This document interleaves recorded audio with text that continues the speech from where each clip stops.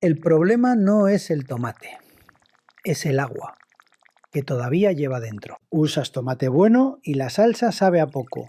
Añades más tomate y sigue sabiendo a poco. Añades sal, hierbas, concentrado y la salsa sigue sin tener profundidad. El error no está en lo que añades, está en lo que todavía no has dejado salir.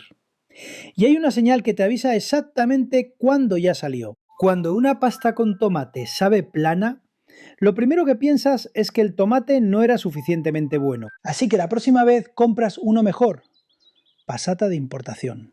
Tomate entero pelado de lata. Tomate fresco en temporada. Y la salsa sigue sin profundidad. Porque el problema nunca fue la calidad del tomate. El tomate bueno también tiene agua, mucha agua. Y esa agua, si no sale, diluye todo lo demás. El sabor, la acidez, la grasa, todo. Cuando el tomate entra en la sartén, el calor empieza a hacer una sola cosa: sacar esa agua. Mientras el agua está dentro, diluye el sabor, separa la grasa, mantiene la acidez sin redondear.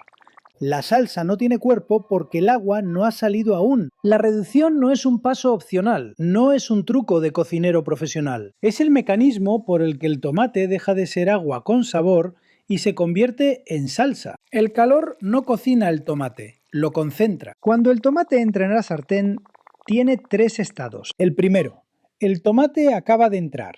La sartén suena fuerte, hay vapor, el color es vivo, casi brillante de agua. La salsa en este punto no es salsa todavía, es tomate caliente. El segundo estado, la burbuja cambia. Al principio la burbuja es rápida, pequeña, continua, agua vaporizándose. Cuando empieza a volverse más lenta, más grande, más espaciada, el agua está casi. El color empieza a profundizar, menos rojo vivo, más rojo oscuro. La superficie pierde el brillo de agua y empieza a tener otro brillo, el brillo del aceite integrado. Y aquí hay algo que casi nadie hace en este punto. El tercer estado, la salsa tiene cuerpo.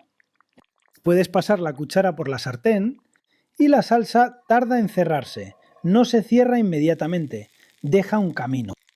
¿Eso es lo que buscas? La cuchara pasa por la salsa. El camino tarda en cerrarse. Ahí. Eso no es una receta, es una señal. El tomate ya no tiene agua, lo que queda es sabor. Pero hay un segundo sistema activo que la mayoría ignora en este punto: la grasa.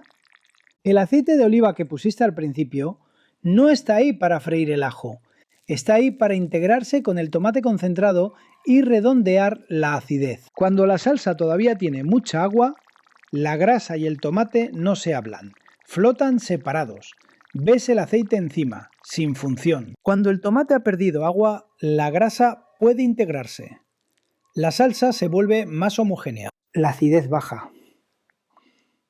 El sabor se redondea.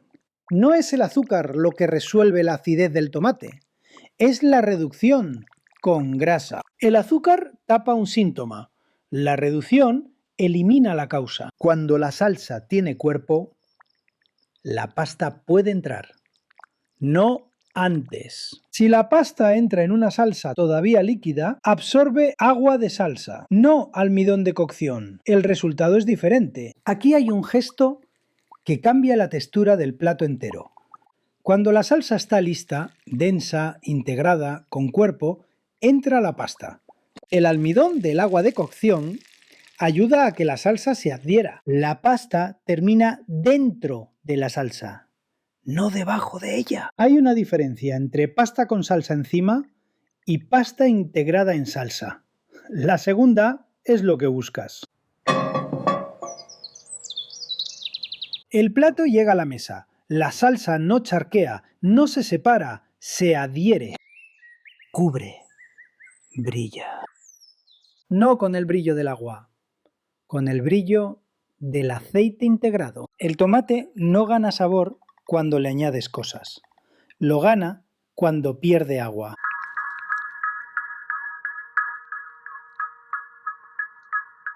Si esto cambió cómo vas a mirar la próxima salsa, el siguiente error que aparece es el ragú. Por la misma razón, lo tienes aquí arriba. No es una receta que memorizar. Es una lógica que entender.